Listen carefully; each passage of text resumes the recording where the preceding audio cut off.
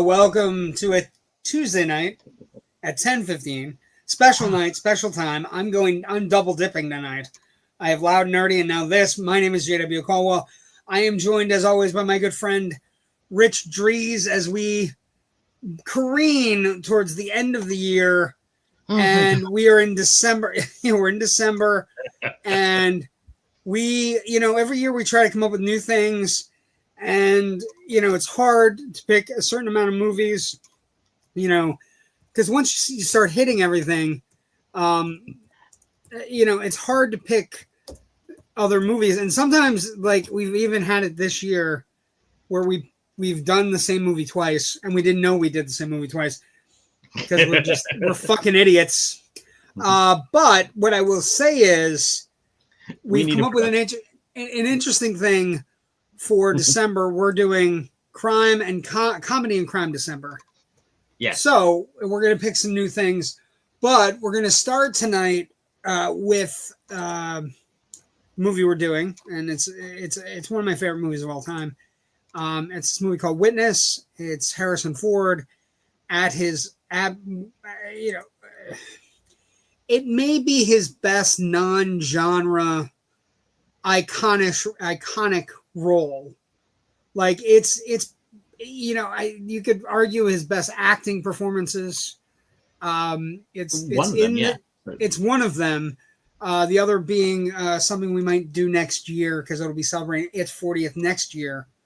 A movie called Mosquito Coast, which is a absolute personal favorite, which is also Peter Weir, the director of this movie. But let's get to the news. My little title here says, "And the box office is back." We talked a little bit about it on Loud Nerdy. Imagine, if you will, Rich, if you made movies that people wanted to see in theaters. You guys have been doing too much Twilight Zone. I can't get. Just so we're clear, I can't do enough Twilight Zone. The idea that I have to only watch one episode a week, and we're 3 years in on it, so I'm enjoying it. Third season, by the way, just so we're just talking about it. We just did 5 characters in search of an exit. So third season is way the fuck up here. So, it's Rod Serling getting all of his, I know what I'm doing now. And I can totally turn this medium on its head. Anyway. But imagine, if you will, Rich, if you made movies that people wanted to get out of their house and take their entire families to see, and then all of a sudden you made them and they did big business, and you had one come out 1 week, and then you had one come out the next week, and the box office, as we were talking about, is just Thanksgiving weekend box office was off the charts. Zootopia 2 has already grossed $158 million domestically. It's grossed, Rich, I don't know if you've seen this number. It has grossed $556 million worldwide. Which is insane to me, and part of that's from the Chinese box office, so immediately I'm raising an eyebrow if I could actually do that on that. I think Chinese... they're always suspect. Well, I think they're suspect, but they did show out for the first one. Like, I was amazed to remember, first one opened to 75 million and edged its way to $1 billion. This one is going to clear $1 billion early. It has a chance to catch up to Minecraft and maybe surpass. And it's going to be around the rest of the season. Yeah. I understand the appeal of the property in China. It's basically the main character is from a small town who goes to the big city and does good. And there is a lot of that suburban rural migration towards urban areas. It's kind of touched on actually in a documentary I saw earlier this year called The Dating Game, which is about 3 or 4 Chinese gentlemen in their early 20s who have to hire a dating coach because of that child policy kind of, and everybody wanted males, so they would maybe have back alley abortions or give up for adoption or just kind of dump off on the side of the road, whatever. And then we didn't have a kid, we're gonna try again, and now we have a boy. But anyways, the male to female ratio for this whole generation is entirely out of whack. So they need dating coaches in the hope that they can land a spouse. I think also it's a fascinating documentary. I think one of the reasons, but I think it kind of echoes a little bit of what the overall thing we see. I think also, and that's why it's resonating in the Chinese box office. Still, though, 300 million. Ooh. I think Ke Huy Quan has something to do with it too. He's become a worldwide sensation, and he's playing a character named Gary DeSnake, which I do think the names in the Zootopia movie are fucking hilarious. Maple Nibblestick, the beaver that's played by Fortune Flemster. The names are amazing to me. They are incredible. Anyway, but imagine, like, the other thing I was saying, though, earlier on Loud and Nerdy is that it raised all boats. Everything is doing pretty well. Like, even the movies that are smallly successful, like Predator Badlands, only dropped 26%, earned another $5 million, so it's at 85, which makes it the highest grossing Predator movie of all time, which is without aliens, of course. And then, Running Man's kind of bumping along. Eternity bombed. Rental Family kind of didn't do well. And then I hate Netflix because they only released Wake Up Dead Men to 600 screens. It grossed $2.5 million on 600 screens. You extrapolate that out, it would be a lot of fucking money. And, I'd be able to see it. It's not playing anywhere near me in Orlando, which is ridiculous. It's nowhere. The nearest place to northeastern Pennsylvania it is screening is like 89 miles into New Jersey somewhere, or down in Oaks outside of Phoenixville, King of Prussia area, outside of Philly. Whereas Glass Onion screened at our local Cinemark right outside of Scranton. So it's upsetting. It's bad. It's bad, especially when we're seeing that Netflix might be the ones who land WB Discovery. Ridiculous. Terrible. Awful. Really, really has me worried about theatrical distribution overall. Yeah. Well, the other thing is, I was talking about this on Loud and Nerdy, but I'll talk it to our clientele as well. I went to buy so a couple things. They only have 600 screens for Dead Man, right? But they put ticket sales on sale today for Stranger Things, the series finale. It premieres New Year's Eve evening. There were ticket sales all across the board. Fandango went crazy today. Site crashed, all kinds of stuff. But AMC is showing it, but you have to buy it's a $40 ticket, and it's not on AMC Stubs. So the way the ticket works is you get a $20 ticket to go see the show, and then you have a $20 voucher for popcorn and candy. And I was playing it out. My local AMC has it on 2 screens for a total of about 500 people, where everybody has to buy a ticket not only for the show for $20, but also they have to buy a ticket for a $20 voucher for popcorn and candy.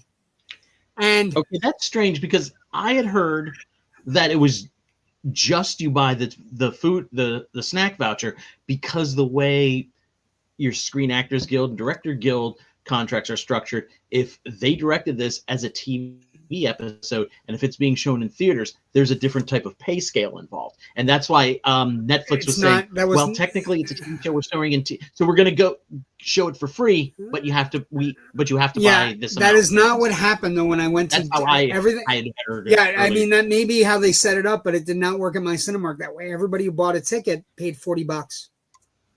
So yeah. And so I would can't show movie. They might have accidentally double charged you. AMC.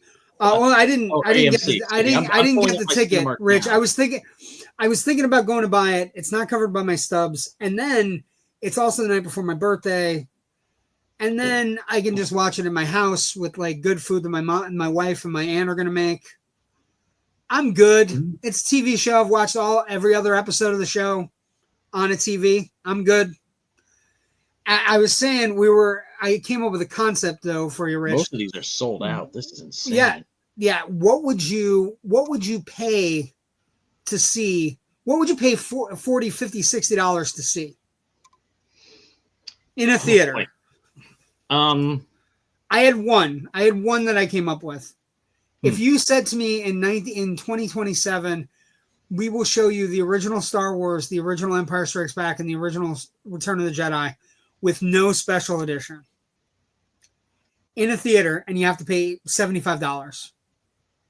The answer to that is yes, for me. Well, yeah, and we might be getting that anyways, but that's unconfirmed. Anyways, I just pulled up my Cinemark thing here, and it is strictly, I don't know if you can see that or not, it's showing strictly snack voucher for $20.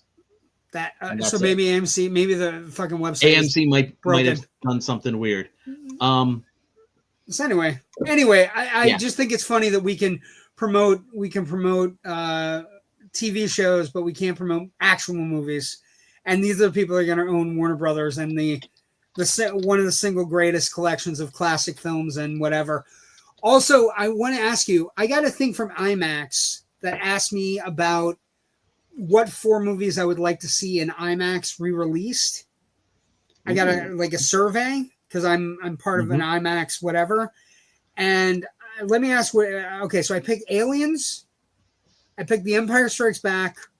I picked Lawrence of Arabia in IMAX. Yeah. That's what I want to see. And then I picked I can't remember the fucking 4th movie I picked. I picked something good though. Can't remember what I picked though. I'm going through my head now. Give me a second. You ever have that where your mind just like you forget what you picked? Yeah. So they basically gave you a list, or you just? No, they didn't give a list. They said give us 4 movies you want to see on the big screen. Okay. See, off the top of my head, immediately my first response would have been Speed Racer. Interesting, but didn't that come out in IMAX? Yes, that's why I want to go see it again. I saw it in IMAX. I want to go see it again in IMAX. Yeah, but I want to see stuff that hasn't been in IMAX. Like Aliens hasn't been in IMAX. I want to see. I mean, you know what I mean? I think I know what it was. I know what the 4th one. It bigger though. If it's something that was shot specifically for IMAX for the format, I would want to see it. Just taking something that and go. I just want to. We're just going to make it. But I think something. I get it, but at the same time. Yeah, but like that theory doesn't work against Lawrence of Arabia though. Like Lawrence of Arabia. Yeah, Lawrence of Arabia. Okay, I know what the 4th movie was. The 4th movie. It's the exception. 4th movie was. Yeah, Terminator 2 was the. I'd like to see because that came out before IMAX hit, right? That came out before major Terminator 2 on would be amazing. You know what I mean? But anyway, that's also, let's see. Before we came on tonight, New York Film Critics picked their best pictures of the year, and I'm sure you're working on yours for the Philadelphia Film Critics Circle. I've officially seen all the things I can consider as of last night at 10:30. Nice. Okay, so Rich, without looking, what won the New York Film Critics Circle? What do you think won? I think it was One Battle After Another. I saw the list really quickly earlier today, and One Battle After Another won Best Picture. Rose Byrne won Best Actress. Which is kind of a shocking one. You haven't seen? Have you seen If I Had Legs I'd Kick? I have not seen it. I've been on a boat, so I'm behind on things. I was surprised with supporting actress, but I'm also super happy about supporting actress because Amy Madigan won for Weapons. I am all pro. I am all in on that pick. Let's go. Let's get her another movie. Also, she's fantastic. She's absolutely bone chilling amazing in it. What else? Let's see. Just an Accident won the Best Director. Marty Supreme won Best Screenplay. Autumn Arkapaw won for Best Cinematography for Sinners. K-Pop Demon Hunters won for Best Animated Movie. Animated movie is going to be a big fight, I think. Because you're going to have Disney going against Netflix. It's going to be it's a big battle. I honestly think K-Pop Demon Hunters might have it this year. I think it's K-Pop the 800-pound gorilla. Clear. K-pop, if they're smart, if the Academy is smart, a couple things. If we're talking about the producers for the Academy Awards, if they're smart, they have the dog from Good Boy give an award. They do. They just do it. They have the K-pop Demon Hunters performing live. You wanna bump ratings, right? Mm-hmm. You have the K-pop Demon Hunters perform live. You have the Good Boy dog give an award because that dog can do anything, right? If you just put his whoopee in the right spot. You do a couple other things to help Conan O'Brien continue his wonderful, amazing, quirky, ridiculous. It's too bad we're not going to have the sandworm this year. Anyway, but so that's the big news. Box office is back. It's going to be back for the next 6 to 8 weeks. We have 3 episodes left in this year for us because we take a good extended break for our holidays for everybody. Rich, this is the next movie we'll be doing. This is an underrated gem. It is a movie called The Silent Partner. And it is a Christmas-themed caper movie. Love this movie.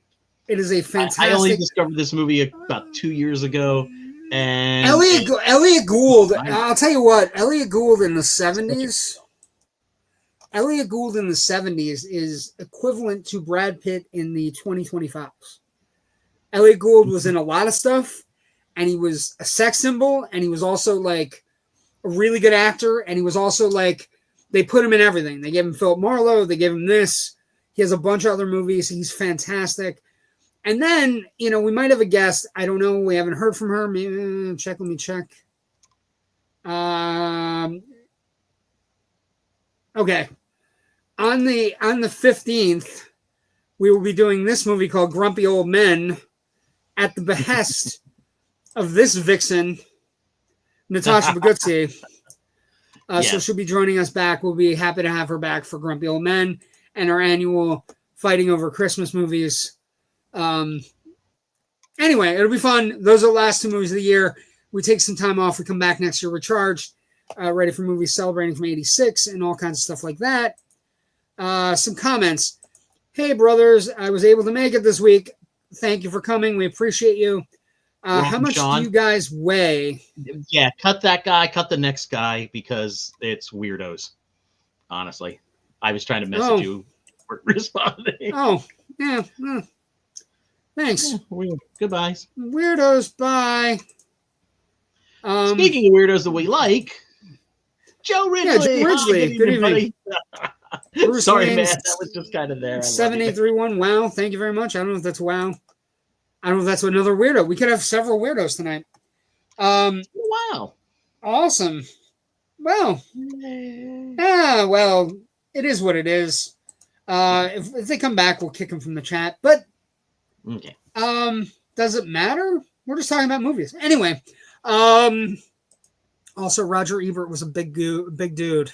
Just saying. Anyway, tonight we're talking about Witness. It is one of the best 80s films, right? Let's talk a little bit about production. Let's talk a little bit about what we need to talk about as we progress, because we're trying to kind of do it early tonight, trying to get everything in for everyone.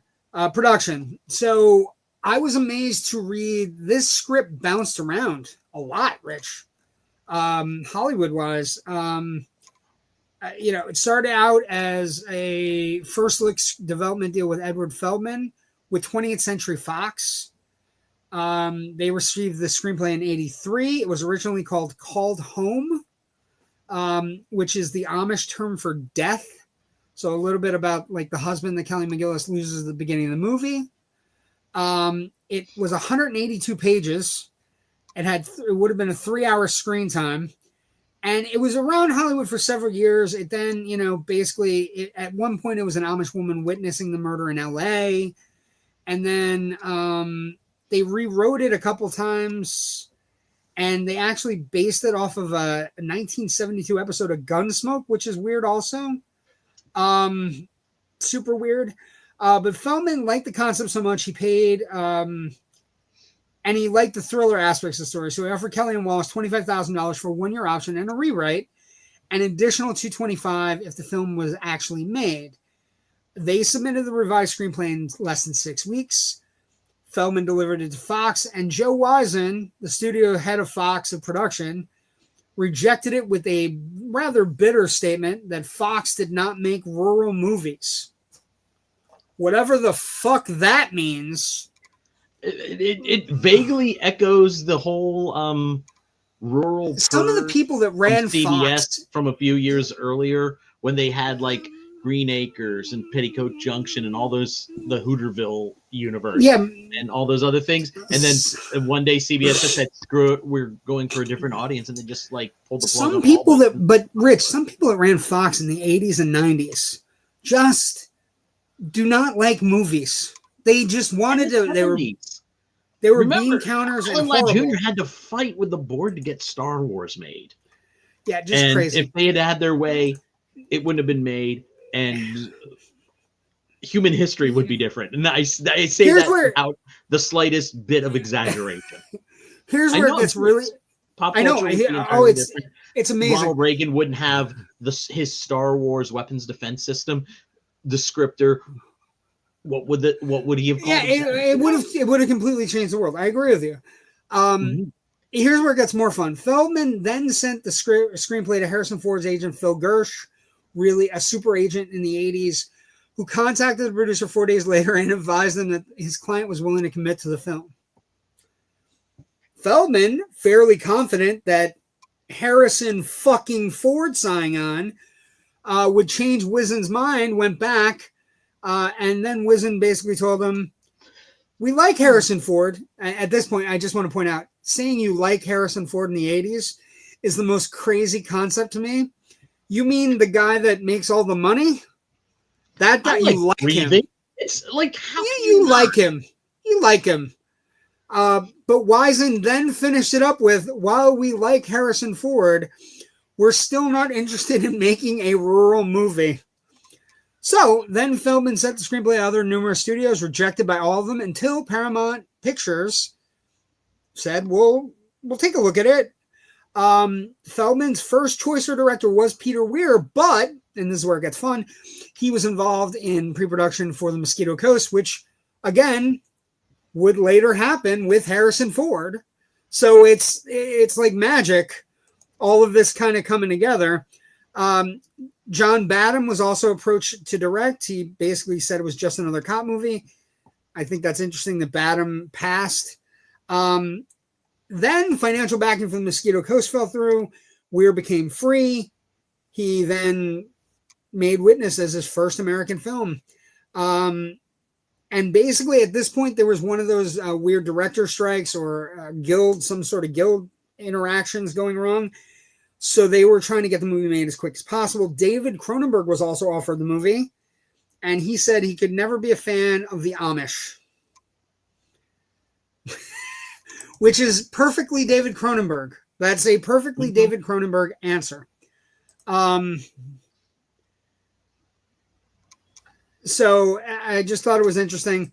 And then, then they get into casting and pre-production. They had a real tough time finding a woman to portray this character. Kelly McGillis came to an audition. They had her put on a bonnet and speak lines, and Peter Weir picked her on the spot. She got the role on the spot. The casting director also then recommended one of her old friends, Alexander Goodenough, who had never acted before, but somehow felt he would be really good. Weir said, sure. And then Lukas Haas got cast because Lynn Lippman, who was in talks to direct the movie, made a movie called Testament, which is a fantastic movie, Lukas Haas, and recommended the kid. Viggo Mortensen also got cast by Peter Weir because he had the right face for the part of an Amish man. And this is an important legacy thing we'll talk about later, because if Viggo Mortensen does not get this role, he actually had to turn another role. He got Shakespeare in the Park, Henry V, but he took this role. And it was the first movie he ever worked on, and he basically said, I was never going to be a film actor, So you're talking about changing the course of human history with casting and everything, right? Viggo Mortensen said basically, I was going to do Shakespeare in the Park, Henry V. I got offered this movie, and the movie working conditions and working on this movie were so pleasant an experience that I just wanted to work in movies, which is incredible, right? That's, you know, and again, the rest is history there. I do like that there's many stories about Ford working with the Philadelphia Police Department, researching, you know, what would working like a homicide detective would be. McGillis, however, beat him at the I'm going to be a method actor by actually moving in with an Amish widow and her 7 children, where she learned how to milk cows and practice the Pennsylvania German dialect. Weir and cinematographer John Steele basically did a lot of trips to try to plan the basic look of the movie, at which point they were running a Dutch Masters Johan Vermeer exhibit. Easy for you to say. Easy for me to say. At the Philadelphia Museum of Art, which he basically used as inspiration for the lighting and composition of the film. And if you think about it, that all makes sense. Principal photography takes place between April 27, 1984 and June 29th, 1984. Quick shoot. First shoot and quick shoot for Peter Weir. They film in Intercourse, PA, Lancaster, Strasbourg, and Parksburg.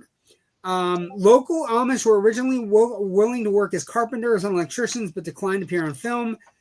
Many of the extras in the movie are actually Mennonites, Pennsylvania Mennonites. Halfway through filming, the title was changed from Call to Home to Witness at the behest of Paramount's marketing department, who felt the original title posed too much of a promotional challenge. And then principal photography was completed 3 days before the scheduled DGA strike, which, as we all know through history, never actually happened. Interesting. Weir had a real interesting shooting style on this one too, Rich. During as they were playing dailies or as they were setting up and rehearsing, Weir would play classical music to set the mood of the scenes, with the idea that it prevented the actors from thinking too much and let them listen to their instincts. The barn scene was shot only a short paragraph in the script, but Weir and the cinematographer and everybody else involved thought it was more important to highlight that aspect of the community life. And as you know, Rich, this becomes one of the key points of the movie, right? This is the barn raising sequence is something they talk about because of it is the cinematic quality of it. You have Ford, you have Goodenough, you have all these people building a barn, and the music swells, and it's an incredible cultural kind of sequence, and also like just a winner of a sequence in a movie. It's like it's because it's comes out of left field. You don't expect it to happen, and it just kind of plays out, right? They did shoot and do it in one day, although there were cranes off camera that helped finish the barn. Not surprising. Not surprising. The corn silo scene, another amazing, fun action sequence in this movie. The actor was given scuba gear and a compressed air tank, which was hidden on the floor so the actor would be able to breathe. So somebody actually did get buried under all that corn. And then the last really interesting production note on this movie is that the original script had sort of a weird scene at the end that they cut.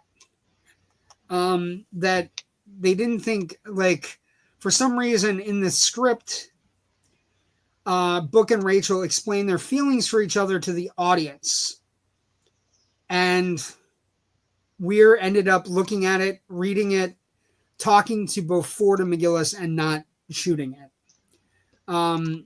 Basically, Weir went by and when studio executives questioned him on it, he said, I want my actors emoting, not talking.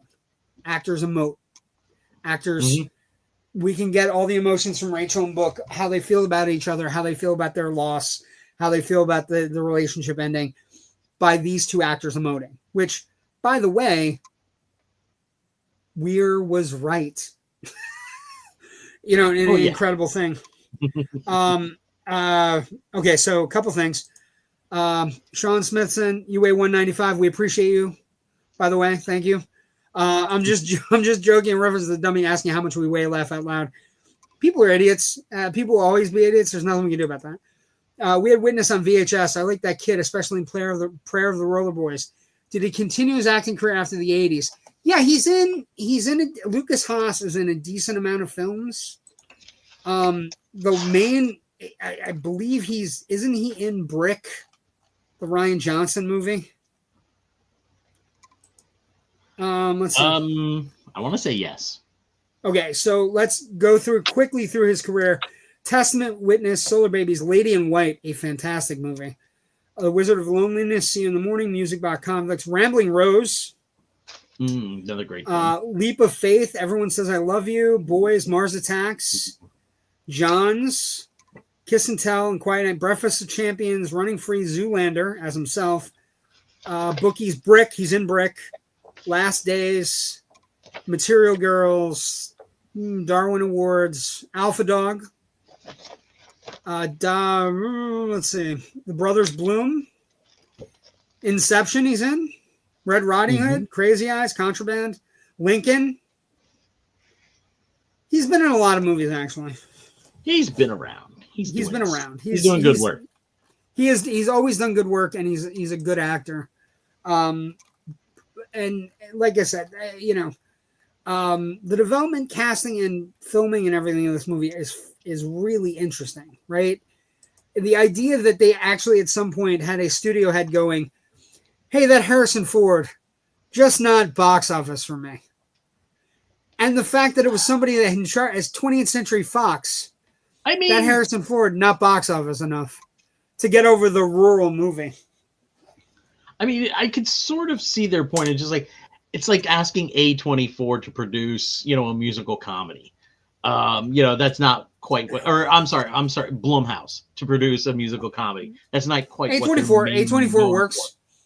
A24, yeah, but I meant Solar Babies. See that, but at the same time, if you're only narrow casting your studio to smaller specific genres, you're going to be in trouble when that genre starts to fall out of favor a little bit. Well, the other problem is that Harrison. Here's the main problem for me. Harrison Ford read the script and said yes. At this point, Harrison Ford has Star Wars, Empire Strikes Back, Raiders, Indiana Jones, right? Yeah, he's got two major franchises here.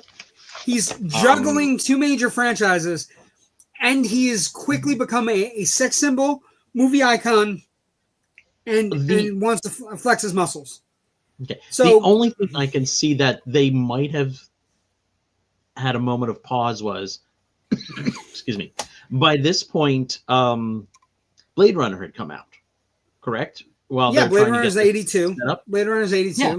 And Blade Runner, Harrison Ford leading it, did not set the world on fire at the box office.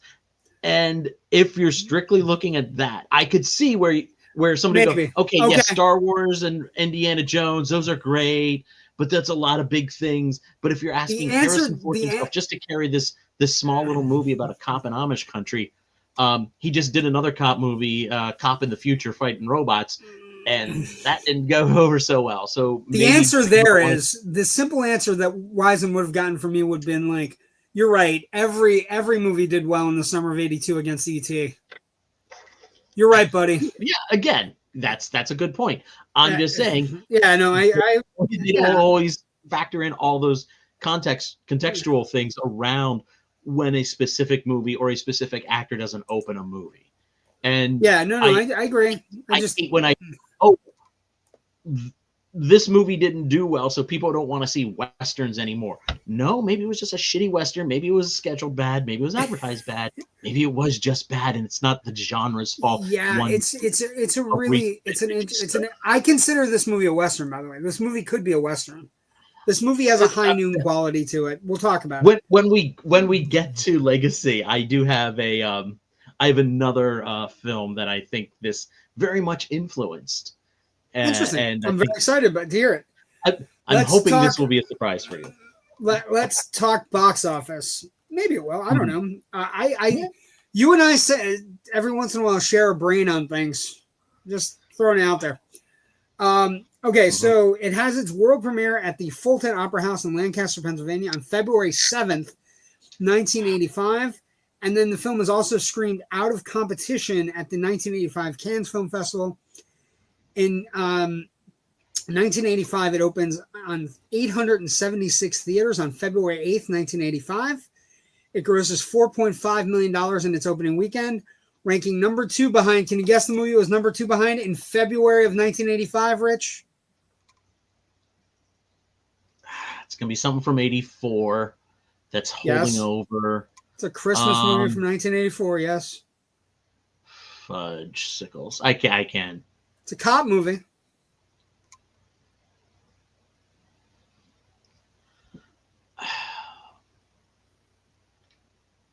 Die Hard's still a year or two away, right? Die Hard's 89. 89, yeah. We're a few years off from Die Hard. Oh, this is why I'm a terrible... I love film history, but I'm a terrible history student. Axel Foley, buddy. Beverly Hills Cop. Beverly Hills Cop came out in Christmas. Beverly Hills Cop is still number... If we were doing this in February, just a few months after we did our Beverly Hills Cop episode, then yeah. Would have been perfect. Okay, so it grosses $4.5 million opening weekend. The budget on the film is $12 million. Not bad. It opens on 876 screens. It eventually gets to 1,169 screens around the country. And here's where we get fun, Rich. It opens at $4.5 million. It plays for 13 weeks. It plays for 3 months in theaters in 1985. Opens in February, doesn't leave till May. And it ends up grossing $65.5 million. So 5.5 times its budget. If it were to open today, the inflation-adjusted domestic box office would be $208 million. Ding, ding, ding. So it becomes one of the biggest movies for Paramount in '85. I was just doing the speaking of dates and everything.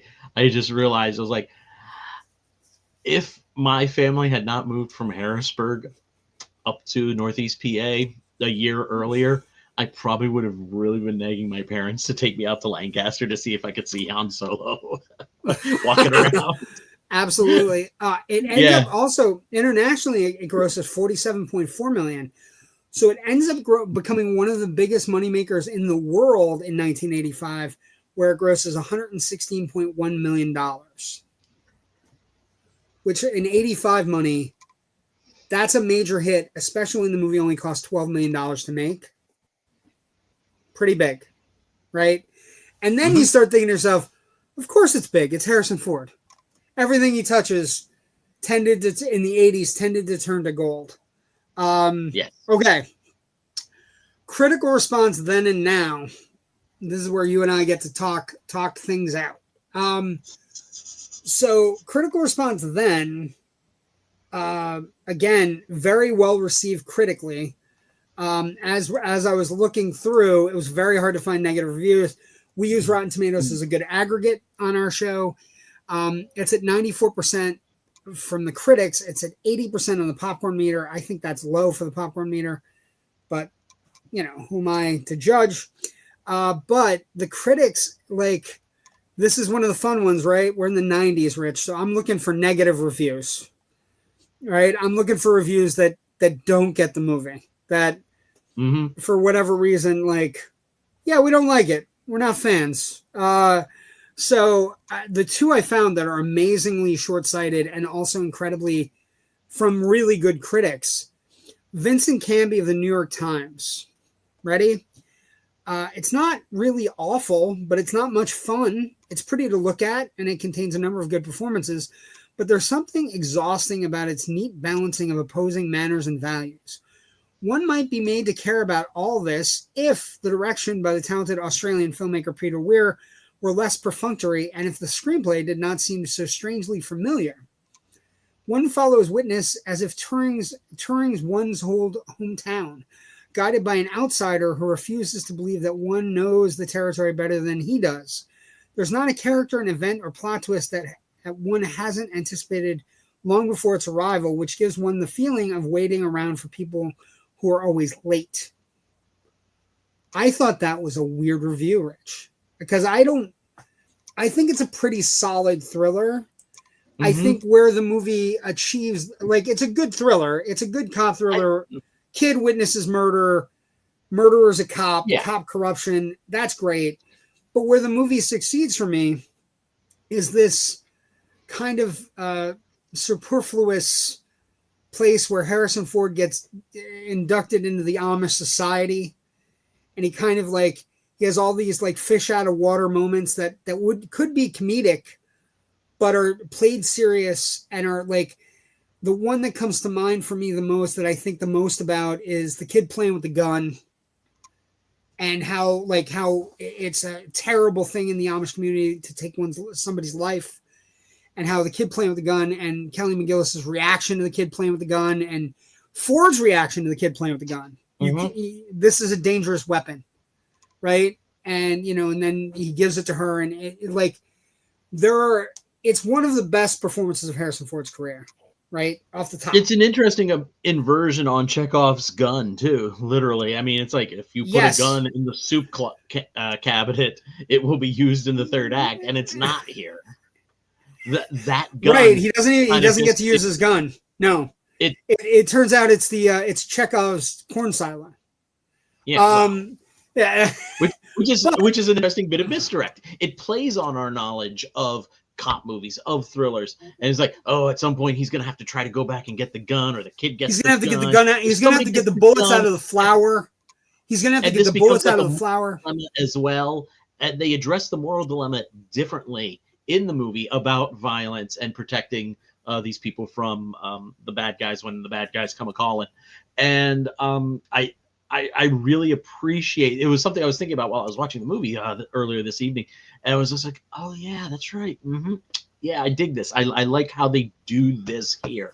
It's very much, in a way, it very much shows John, in a way, or John, or maybe just the movie itself, has learned the lessons of peace from the Amish on a certain level, at least. And also the idea, the strength of community, right? This movie is taught in psychology classes in the process of dealing with violence versus a peaceful society, right? So the kid doesn't go for the gun and the bullets. The kid goes for the bell, right? He rings the bell, all the people come, and it is so much harder to commit violence when you're outnumbered 1 to 40 than it is if it's just 3 people alone. Book, the mother, Kelly McGillis, and Lukas Haas as Samuel, right?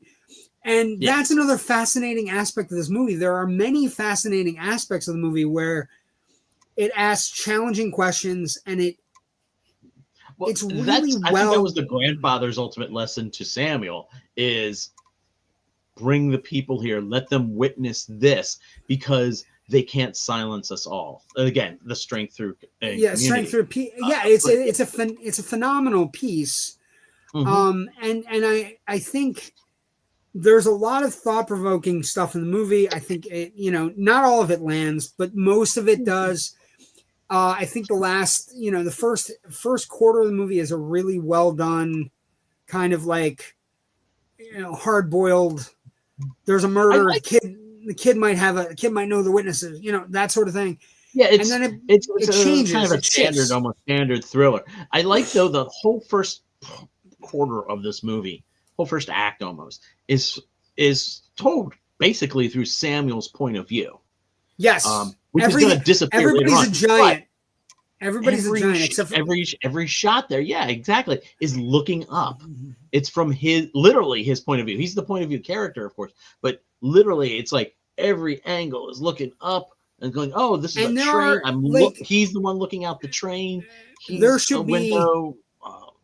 He has a great thing with Peter Goodenough, Alexander Goodenough writing the the thing to impress his mother and also impress Samuel, right?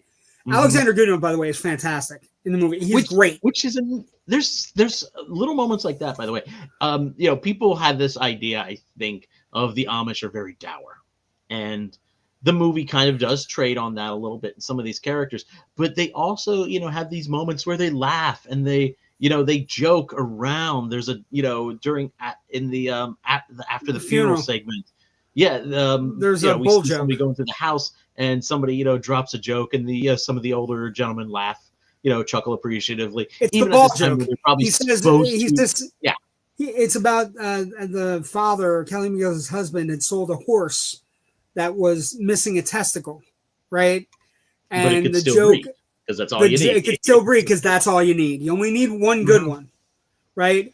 There's that. There's also Goodnill's really great. Ford, it is a starring role. It is a role where he gets to flex all of his muscles. It's not just the smile, and it's not just the that Ford face. The face he gets when he beats the shit out of the kid in Lancaster. The Ford face the Ford face he also gets when he calls the guy out at the end. He's like, enough. He gets to give the Ford a couple face. of times he does the Ford finger of doom. Yes. Yes. Which and bless his heart, as I love him as an actor, but every now and then it's like, okay, could somebody tie his hands down by his waist? Tie his hands down a little bit. But I think the other underlying thing is, one of the other reviews that I wanted to touch base with is Roger Ebert has a really great review of this, 4 stars. And again, it's high in all the Metacritic. Metacritic gets at 76 out of 100. So it's high. Roger Ebert writes, first of all, an electrifying and poignant love story. Then it is a movie about the choices we make in life and the choices that other people make for us. Only then is it a thriller, one that Alfred Hitchcock would have been proud to make. We've lately been getting so many pallid, bloodless little movies, mostly recycled teenage exploitation films made by ambitious young stylists without a thought in their heads, and then Witness arrives like a fresh new day. It's a movie about adults who have lives, have dignity, and whose choices matter to them, and is also one hell of a thriller. Again, my other favorite is Pauline Kael, and Pauline Kael has a way to rip things to shreds in the most amazing way. She writes, Weir, an Australian filming in this country for the first time after he made the amazing The Year of Living Dangerously with Mel Gibson, Sigourney Weaver, and Linda Hunt. And she writes, Weir, an Australian filmmaker filming in this country for the first time, has succumbed to blandness, which is brutal. But the other thing I would say is, it's not a slow movie, but it's deliberate, right? It's not. It moves. It knows what it wants to do, and it navigates it in a very specific way.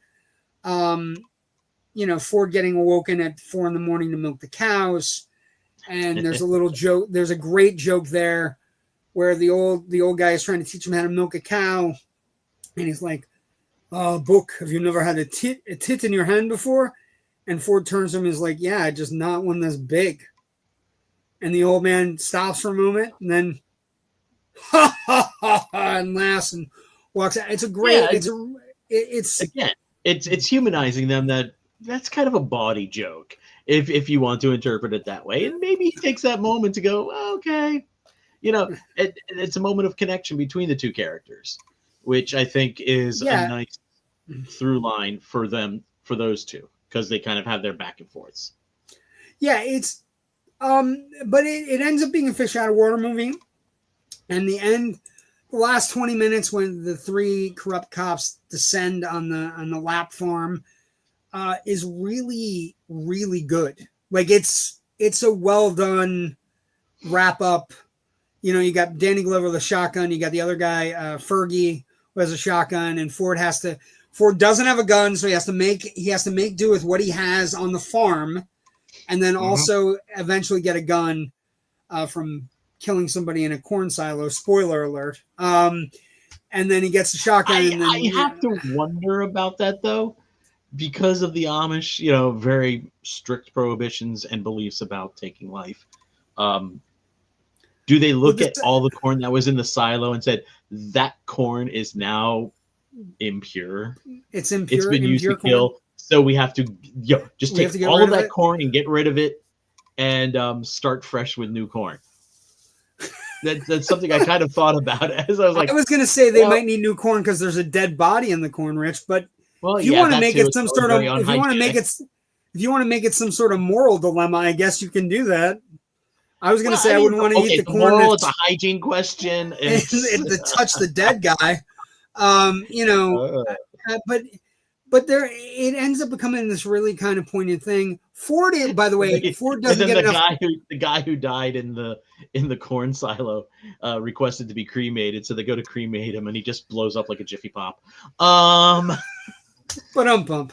It's late. I'm sorry. I understand. And so but it ends up being like this really poignant thing. I don't think Ford gets enough credit. He's really good with Lukas Haas in this movie. It is a very good child performance, but it is also a very good child performance because Ford is phenomenal. There's a scene at the end where he's saying goodbye to everyone. Like, first off, they do a really subtle thing where Ford starts rebuilding the shit he broke on the farm, or he builds Samuel a little toy.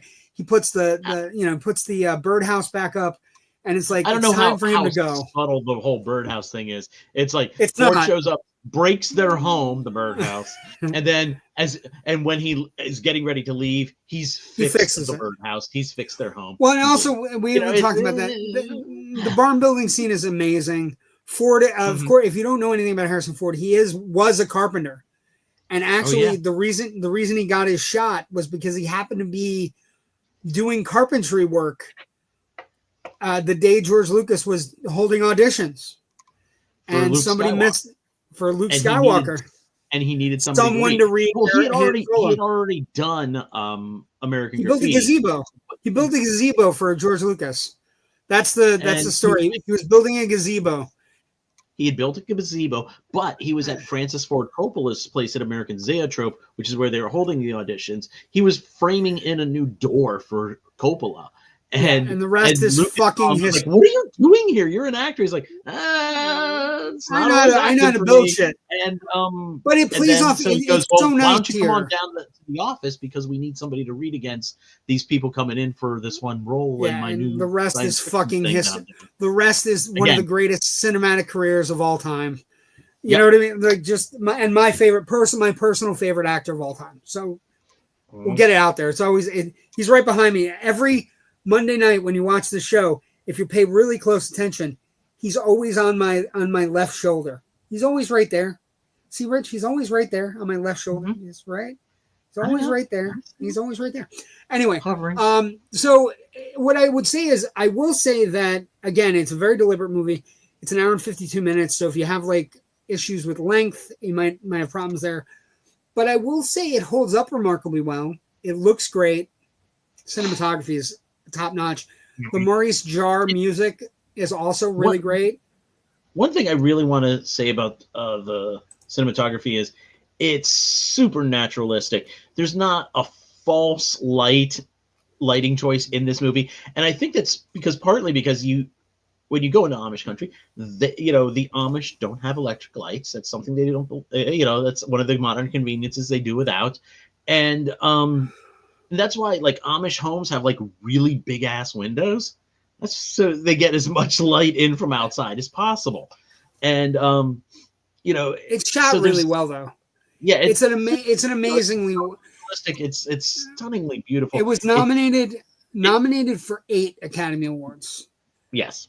Best Picture, Best Director, Best Actor, Best Original Screenplay, Best Art Direction, Best Cinematography, Best Film Editing, and Best Score. It won 2. Best Original Screenplay, which also won the Writers Guild Award, and it also won Best Film Editing. Tom Noble, who is one of the greatest film editors of all time. And, Rich, a little side note on this. This will be Harrison Ford's only Oscar nomination ever. Ever. Ridiculous. Well, I mean, he wasn't getting nominated for Hollywood Homicide. But he should have gotten nominated for Mosquito Coast. Yes, Mosquito Coast should have been there. It would be interesting to kind of, when we get to Mosquito Coast, to take a look at who was nominated that year and the person he lost. I mean, it could have been a really super strong year. It could have been. The person he lost to this year. Do you remember? Or you want me to just tell you? I looked it up. He lost to William Hurt in Kiss of the Spider Woman. Again, not like. The nominees in 85 were William Hurt, Harrison Ford, James Garner for Murphy's Romance, Jack Nicholson for Prizzi's Honor, John Voight for Runaway Train. So I'm gonna say this without any problem. This was the year they should have given Harrison Ford his Oscar. Don't get me wrong, William Hurt was great, but this was the year they should have. Harrison Ford should be an Oscar-winning actor. Runaway Train is one of the very, very few movies from Canon Films that got anywhere close to Oscar territory. So I kind of don't want to kick Voight off the roster, you know. And also, it's a hell of a movie. It's a good movie. It's a far better action exploitation movie than it needs to be or deserves to be. So, legacy franchise viability, Rich, as we aim to wrap up in an hour, which we're sometimes want to do. We're about to blow right by it, but that's okay. We're about to blow right by it, but that's okay. Legacy franchise viability. I think the interesting thing here is the bump is not Ford. Ford will, again, everybody starts to realize he can open movies and he gets to pick other movies that he wants to do, like Mosquito Coast. The big bump, I would argue with you, is Kelly McGillis, who is a little-known actress at this point. She turns this movie into another movie coming out in 1986 that will be released to theaters next year. A little movie called Top Gun, right? So she really took the breath away in this movie to get that movie. There you go. It's one of the it's up there. It's an up there shot. It's up there with we talked about Just One of the Guys and Fast Times at Ridgemont High. It's up there. It's there. Yep. It's high on the list. But that's the big bump. I think she comes out of this really great. Peter Weir gets to direct he gets a directing career out of this movie as well. Like, not that he wasn't going to have a directing career, but the year of Living Dangerously got him into the room, and then this movie gets him here, and then he ends up having one of the great director careers, right? He ends up having, when you look at Peter Weir as a director, this movie gives him box office cred to the point where he can go and he can, he becomes a household name, right? He had made movies early that were in Australia. So he made like Picnic at Hanging Rock, Gallipoli, Year of Living Dangerously, then makes Witness, Mosquito Coast. He then makes Dead Poet Society, makes Green Card, Fearless, The Truman Show. One of my personal favorites, a movie called Master and Commander: The Far Side of the World, and The Way Back. So he ends up having a really great film career as a director, and Ford gets to do what he wants to do, right, out of this. So what's your legacy movie? What's the movie that you think is inspired by this movie? And then I'll tell you a really cool one. After I tease that, I realized there's actually two movies that kind of fit this pattern. Go ahead, and then I'm going to blow your mind with another fact, a cool legacy, and why I consider this movie a Western. Go ahead. Okay. I will give you two reasons, two movies that come after this, and then after that, a movie that feels like maybe it could have inspired this in just a strange way.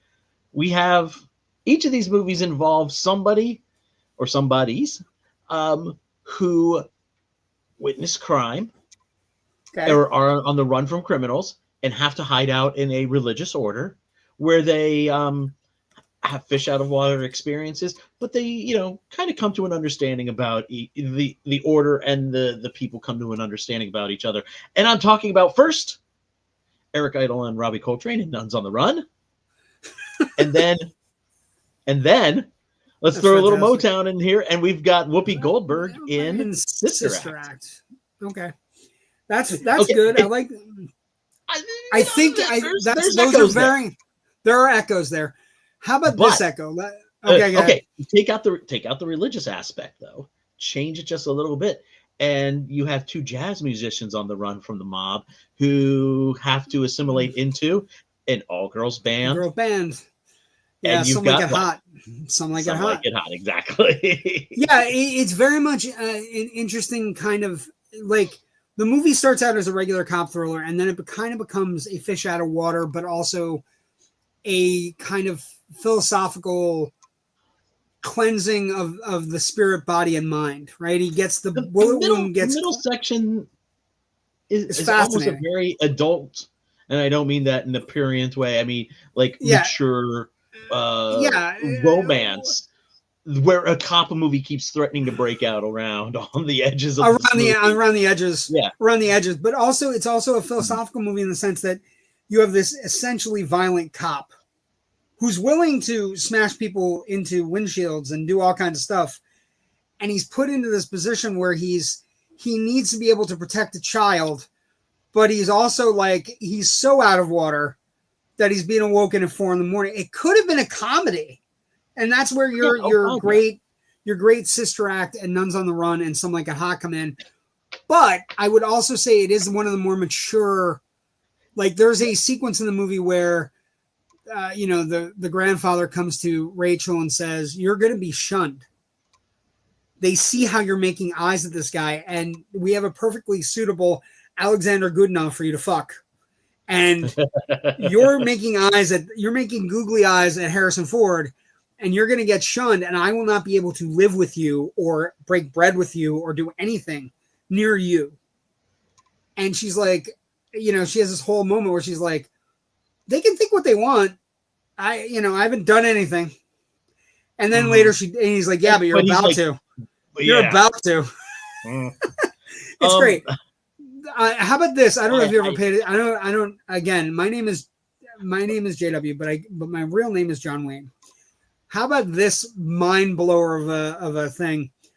So the character's name in this movie is what? What is the character's name in this movie? Rich, do you know? John Book. John Book. Yeah. Do you know the name of the character in John Wayne's movie, The Shootist, which ends with a shootout? As one would expect from that title. Does what it says on the tin. I'm gonna say Book is the last name. It's John Bernard Book. So John Wayne's last role. This is one of the things my dad pointed out. He really loved this movie when I was younger. I was 11 when I saw it. Like, Kelly McGillis blew my mind. Anyway, 11. But I was always a Harrison Ford fan, and my dad was always so happy because his big thing with this movie is your favorite actor and my favorite actor now have the same character name. And Witness, my dad viewed Witness as a Western because it's essentially it is a Western. Yeah. It's got Western qualities. It's got a high quality. Like, I'm going to find you and kill you because you killed my partner. And it's got a whole thing going where it's got very big Western qualities. And I always found that to be one of the more fascinating things, that both John Wayne in The Shootist is John Bernard Book and Harrison Ford in Witness is John Book. And it was just something that tied me and my dad together that I wanted to get on the show. That's nice. I will say this about the movie. As if I have a couple of small qualms. I don't think Goodenough's character's relationship with Harrison Ford was consistent. Sometimes they seem to be like, "Me, I don't like you," and then other times they're like, "You're all right. Here, have some lemonade," kind of a thing. It feels like it kind of goes back and forth a little bit. You know what I mean, though. There's an amazing sequence with the Mennonite guy, the guy that was like, he's like, you build good, you good builder. Like, like that's incredible. I agree with that. I wish they had accented just a little bit. I didn't want to hear what the exchange was, but I wish they had held just a moment longer right at the end as Ford's driving away and he slows down as Daniel is coming over the hill. I have an idea of what it looks like. There's a moment where they talk, And he tips his I hat, wish they and I held it think just a little bit longer to emphasize. Yes, they do have some final words. I know what the words are. I and have in my mind what the words are. I feel Oh. Ford says something along This the is your lines of. headcanon? Well, this is my headcanon. I always thought about Okay. it, and when I rewatched it today, I think Ford basically says to take good care of her. She's a great girl. She's a great woman. Yeah, that's probably right. You know what I mean? You're lucky to have her, kind of something like that. But I think that's a fair point that there is a little bit of inconsistency. What else you got? Any other qualms? My other minor complaint is Book does such a good job of protecting and hiding Samuel that he even hides Samuel from the cameras and long stretches of the movie in the middle. The kid kind of disappears for bits here and there, and I'm yeah. And he does. They shoot a lot more, and then they just decided, let's concentrate more on the. Well, that kind of ties in. The original script is 3 hours long. You know what I mean? Yeah, but we don't know what the shooting. But it does have I want to go through some of the beautiful 110. The beautiful pictures Ford and the kid on the at the end. It's a nice moment. This moment, this shot, this is a beautiful shot. Also reminiscent of the Searchers a little bit. I was just about to say, it feels like an inverse of the Searchers. That's why you and I share a brain. This is them building the barn. This is Ford there's a great moment where after he gets shot. The kid, let's see what else. I got other pictures. Kid seeing the murder. Lukas Haas was actually really good in this. This is where somebody picks on Alexander Goodenough and then gets his shit beat out of him by Harrison Ford. That actor is the luckiest actor ever. Viggo Mortensen, because we're fans. Look at Viggo. Well before he would become the king, the Return of the King. Still, Aragorn is 60 years old in that picture. Just so we're clear, an 80s, any Paramount Pictures 80s montage included this scene of Harrison Ford and Kelly McGillis kissing in a field. Really beautiful. The cinematography in this movie is astounding. Yes. Again, building a barn. I love this shot so much, Rich. This feels like a Western, like the three bad men coming into town. The three bad men come to the farm. Yeah. Right? Yep. And also it's just a really great shot. They park the car at the top of the thing so you can't see it. The camera pans down on the farm. They come up over the hill just a little bit, and then the car backs bit, and then it's so beautiful. It's just it's a really great shot. It's one of the best shots in an 80s action film. It really is. And it's just two bad guy flunkies and a lead bad guy who ends up being the grossest cop ever. Harrison Ford telling the kid to run. The kid doesn't run. He ends up ringing the bell. Harrison Ford looking at what you and I looked at when we were younger. Kelly McGillis topless. Harrison Ford with the Harrison Ford face. Harrison Ford face. This is again one of my favorite scenes in the movie is when that kid knocks his hat off and he just beats the ever loving shit out of him. It's four punches. It's a 1950s Western fight. You know what I mean? It's three punches, and the third hit is the guy hitting the ground. Young Danny Glover here as the bad guy. This is not too old for this shit yet, apparently. I want to talk about this scene really quick before we end. This scene in the police station where he's gone through lineups and he's gone through books of criminals, and the kid he gets on a phone call, and the kid he gets drifted. He gets called over by a woman, and she gives him candy. And then he's kind of walking around like all these adults, and he's just looking, and he looks into the trophy frame, the trophy case, and he sees Danny Glover, and he just he does a quick look, and Harrison Ford's still on the phone, and then he looks again, does another quick look, and Harrison Ford's still on the phone, and then the third look, he looks, and Harrison Ford sees him, and it's just an incredible. And he knows the kid has seen something. And it's just this incredible, there's no dialogue. right? There's no dialogue. It is an essential bit if you're filming a thriller. It reminds me of that old time when Hitchcock talked about, they asked Hitchcock, how do you make a scene more tense? And he's like, I can make any scene more tense. I just have to show you the audience something that the characters in the frame don't know. And they're like, what do you mean? He goes, well, if I take a picture of a restaurant and everybody's having a good time and eating, means nothing. But if I take a picture of a restaurant and everybody's having a good time and eating, and I pan my camera down and there's a bomb under a table, guess what? I've created tension. I've created movie magic. And then the kid points and he puts his finger down. It's really great. And Ford here is, again, some of the best work of his career. It's just a great movie. And it holds up. I will say, every once in a while, you and I watch a movie that we watched when we loved when we were younger. It does hold up remarkably well as a well-crafted 80s movie that you can go back to and be like, hey, you wouldn't have a problem throwing it out for somebody and not being embarrassed. You know what I mean? Like, yeah. Okay, Rich, where can people find your stuff? What do you got going on? When does your embargo for Avatar Fire and Ash end? The embargo, the full review embargo for Avatar Fire and Ash lifts on some point on Tuesday, December 16th, a few days before the movie comes out. However, social reactions are available, and I believe I did do my social reaction over on the Twitter at Filmbuff Rich. I'm also on Blue Sky at Filmbuff Rich. I write all my stuff for filmbuffonline.com. We have a Facebook page also, so find us there and like to get notified when all the latest stuff is coming.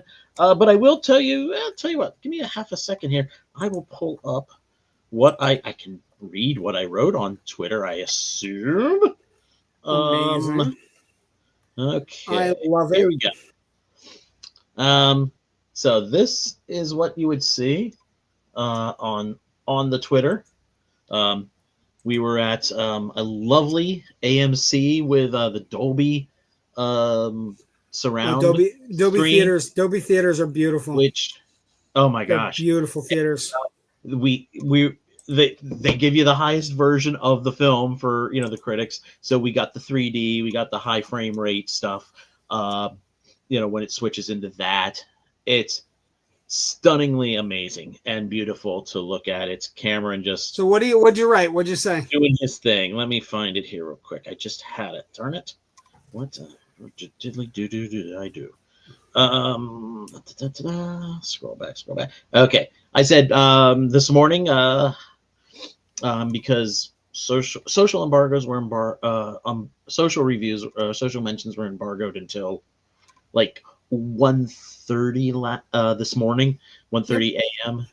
Simply to allow time for West Coast critics to see it at 7:00 and get out at 10:30. Their time.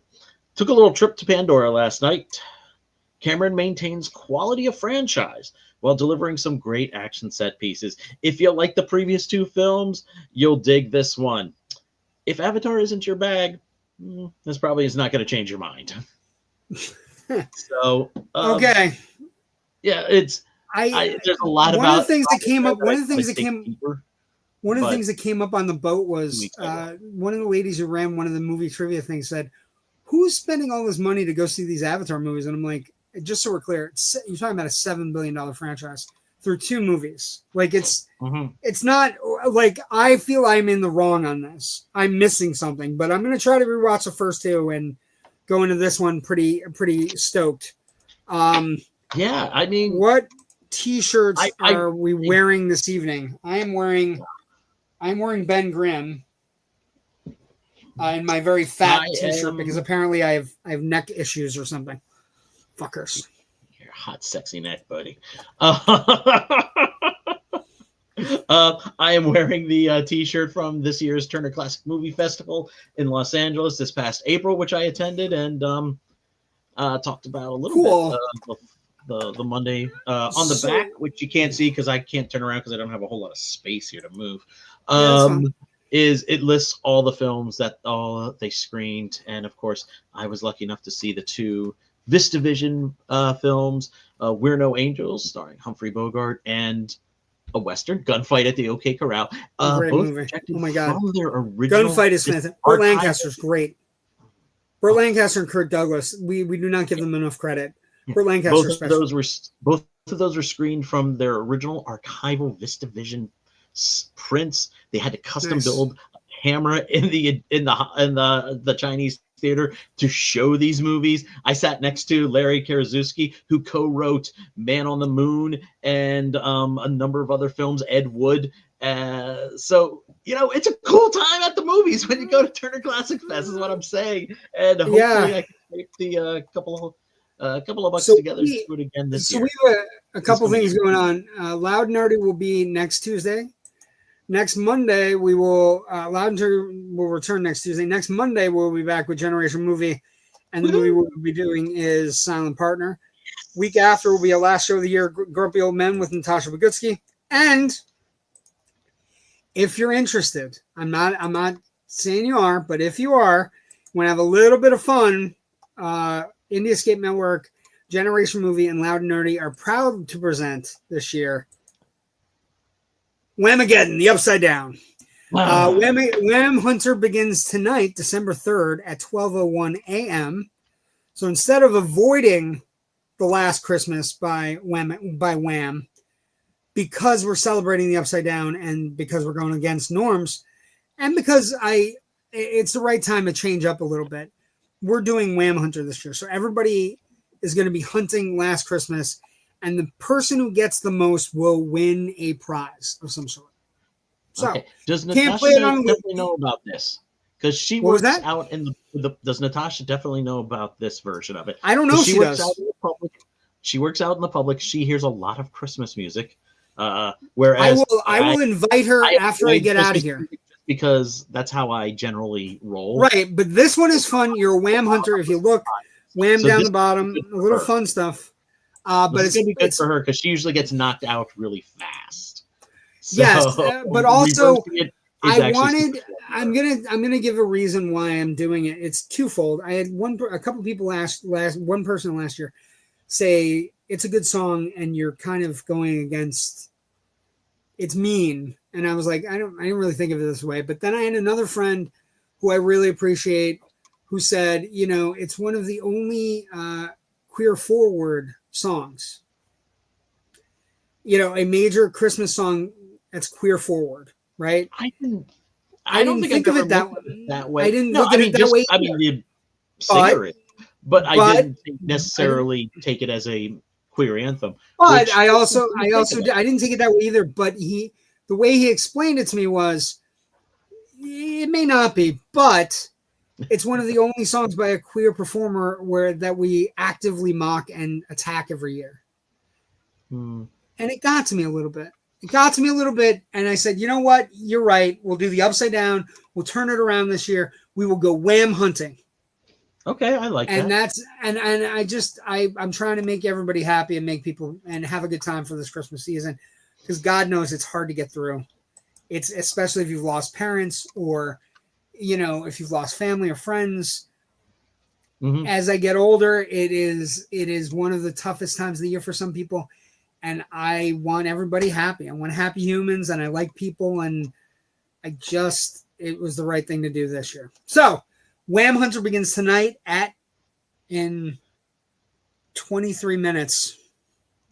Good luck, folks. Thank you for joining us tonight. We'll see everybody next week for The Silent Partner. Thank you, Rich, for joining us. Thank everybody. Go see some movies. Have a good week. Yes. Bye.